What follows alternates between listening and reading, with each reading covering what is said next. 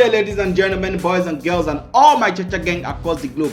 My name is Hafeestonova. I'm here with the first album review series for the month of October. And all things being equal, there should be about 5 more album series for the month of October. Hey, see rhymes. Anyway, the album I'll be talking about today is from my celebrity crush, talking about Niniola, and she called this one Colors and Sounds. This album was released on the 2nd of October 2020 and it contained 14 tracks plus 1 skit. The album features Timberland, Sauti, Femi, Kuti, Busiswa, Afro, Nonso, Amadi, and Sarz. And the production credit goes to Timberland, Sarz, KLP, Shuffle Music, Teflonzincfence, and Nonso, Amadi.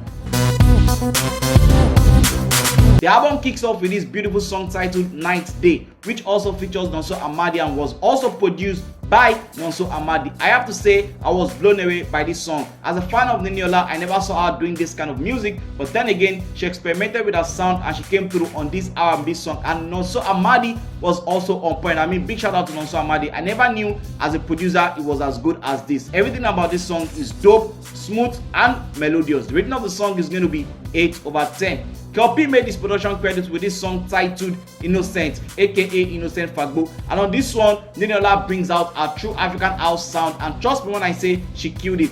Big shout out to KLP for the instrumental that he played on the song. The instrumentals were just bass bursting.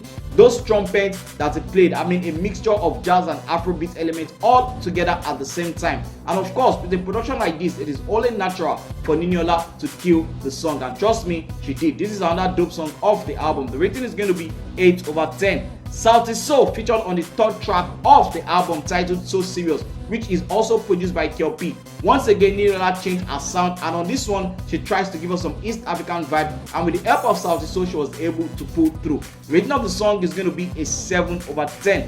The next song I'll be talking about is titled Addicted, and this song was produced by Sarz, and this was the last single that was released before the album dropped, and I already reviewed this on the 16th episode of the Cha Cha Music Review podcast, so you can listen to that in case you've not listened to it, so I won't be reviewing it anymore. The only thing I will add to this is to tell you that this song still remains my best song of the album, and definitely one of the best songs on the album. The 5th track on the album is titled Look At Me, and this one was produced by Shuffle Music.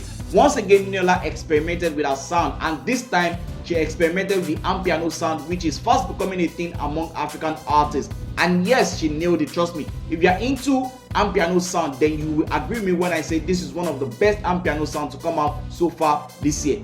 To be honest, when this song came out, I had to check the album cover to make sure this was Niniola singing, or probably she featured a South African artist, because the amapiano sound actually belong, to the South African. So I just had to check the album cover just to make sure this is Niniola singing, because I think this is probably the most unique song of the album. The rating of the song is going to be 8/10. Another song I will not be reviewing on this album is the song titled Brother Sodiq, which was also released sometime last year as a single of the album. Other songs that were released as a single of the album that I won't be reviewing include Fantasy, which features Femi Kuti, Designer, which features Sarz, Omorakpala, Bana, and Addicted, the extended version. So the remaining songs for me to review are O Sharp, which features South African female singer Busiswa. Niniola tapped into her Afro house vibe on this one, and Busiswa added that South African amapiano sound. Shout out to Shuffle Music for the production on this song. How he was able to blend all those sounds together just made this song much more beautiful. The rating of this song is going to be 7/10. American producer and songwriter talking about Timberland makes his appearance on this album with this song titled Fire, and I have to say this song is actually fire. This was the only song on the album that I was so eager to listen to, because Timberland actually previewed it on his Instagram page, and trust me, when I heard this song, I was not disappointed. I mean, this is the brilliant song. Timberland killed it on the production of the song. And of course, now when you have a song produced by Timberland, you cannot sing nonsense. Niniola definitely came through on the song. The rating of the song is going to be 8/10. This song, which features British DJ talking about Afrobeat, titled My Body, is another dope song on this album that you should definitely pay attention to, and it's one of the best songs on the album. When it comes to house music in Nigeria or even Africa at large, nobody does it better than Niniola, and she showed that on this song. The rating of this song is going to be 8/10.